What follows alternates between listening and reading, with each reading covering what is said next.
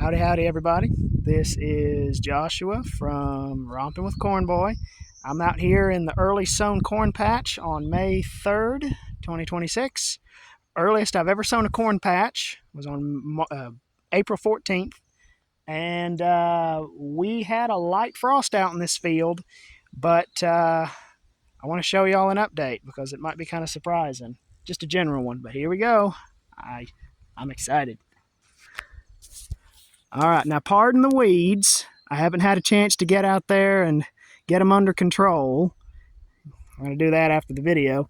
But looky here. We have the section that I sowed early. This is Cargill, Coroico, Cargill, Cusco, Coroico, Cusco, so on. It's in an isolation block. And we have here, after a frost, hopefully it shows up pretty well. Unless I've missed something, either there's no frost damage or it's very minor. You can't really tell how much damage you've had from a frost until you have, I don't know, 2 or 3 real good hot days to dry your dead tissue out. Because if there's any damage, the cells, what happens is they've been punctured by ice during the frost, and then everything inside the cell leaks out. So like that might actually be a little bit of frost damage right there. But the contents leak out, and then it takes time for all that liquid to dry up. But you can see there is, plants are still green. So now they were turning yellow because it's been so cold. That's probably a little frost damage right there. And there's some Johnson grass side by side for comparison. But yeah, they are turning a little yellow. But that's just from lack of heat, so the chlorophyll's not developing properly. But that'll clear up real quick. That's probably a little bit of frost damage right there. But the tissue overall still got some green on it. But yeah, by and large, it looks better than I expected. That's frost damage right there. That right there. So there is a little bit of it. Could be bacterial wilt too. But the corn survived. Took a gamble and it paid off. And yeah, I'm a happy boy. Corn is currently at V1, V2, almost V3.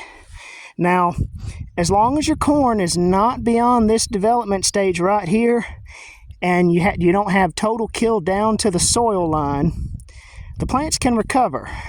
You'll get a sizable hit in your corn yield if it's a early maturing variety, but it will usually regrow.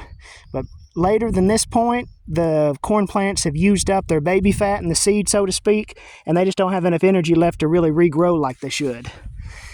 But yeah, overall, I'm happy with it. You're seeing the field in real time as I'm going. I haven't walked the rows at all. But even as we move down the field towards a little lower section where there should be more frost damage because of a frost pocket, it still looks pretty good. Now, a lot of people like no-till farming, and I like it myself, but one of the downsides is if you have nice well-covered soil with grass or even weed cover mulch, you won't get the best quality. How do I say this? Your soil won't warm up, and so you're actually more likely to get frost damage. Whereas if you have bare soil, tilled soil, that ground will radiate heat out and upwards at night, and it'll warm up immediately around the plants by just a few degrees, just about that high up maybe, but that's just enough to create a little warmth pocket and stops your corn from getting burned. So actually having tilled soil like this, it's good if you can avoid disturbing your soil, but in this case, it's better than if you were to have a nice ground cover. So anyways, I just wanted to show that. And one more thing that's kind of relevant. I know a lot of people don't like herbicides. I understand, but I tried something a little different. I put out 2,4-D, selective herbicide. It kills broadleaf weeds, and if used properly, it won't hurt your corn. Now, look at the difference here. I sprayed one row. I did not spray the other. Okay. Still broadleaf weeds in there, but not that many. Now compare it to this. See how much larger the weeds are? Same thing here. The weeds are a lot smaller because I only sprayed every other row. But at least if it's enough to keep the weeds slowed down, then I think it's worth the trouble. Because 2,4-D's cheap. It doesn't last too long. But anyways, well, yep. This is the early corn patch. So what I'm doing is I'm crossing these two Cargill North Temperate Zone composites. I got them from the USDA Grin years ago, increased them, and did a little bit of selection, and now I'm trying to crossbreed them. I'm going to put them together and make a very diverse breeding pool, a South American gene pool, and this will be an isolation. So I don't have to do all the hand mating. I just got to yank the tassels out of the female rows. And it'll be, again, male, female, and end with the male. The section over there, I have not planted it yet. That will be the same cross, but going in the opposite direction. So this one, I'll have the Cusco, the cold tolerant one is the female. That way if the male doesn't perform well, that's all right. And this one over here will be the opposite. The Cusco will be the male and the Coroico will be the female. You want to do that if you can, because there are certain traits that only come from the maternal DNA. And in order to get that, you have to save seed from the corn variety or any plant.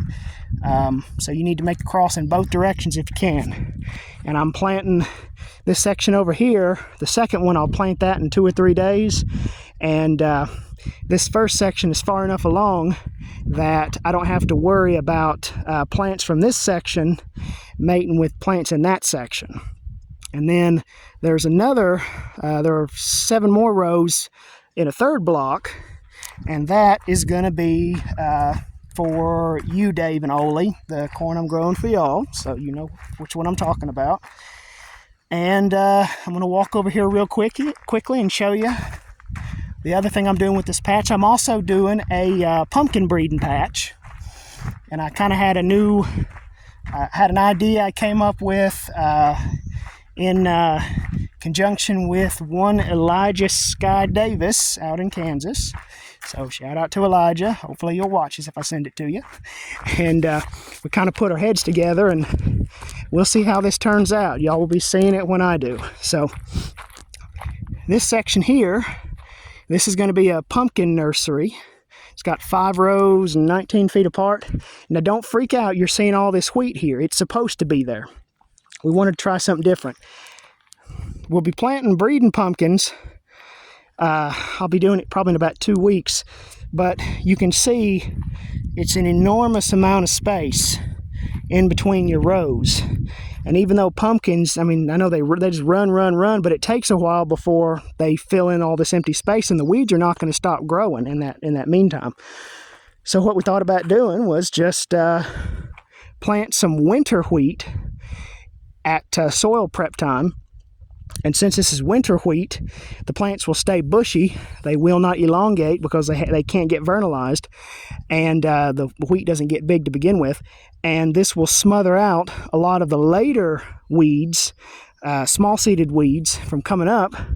And then I can just spray glyphosate right along the rows to kill the wheat, plant into those rows, and then kind of keep this section here, the empty spaces, mowed down.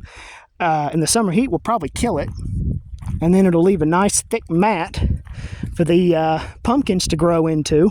And even if the wheat does get a little out of hand, I can spray something like clethodim, which selectively kills grasses but does not hurt broadleaf crops if used properly.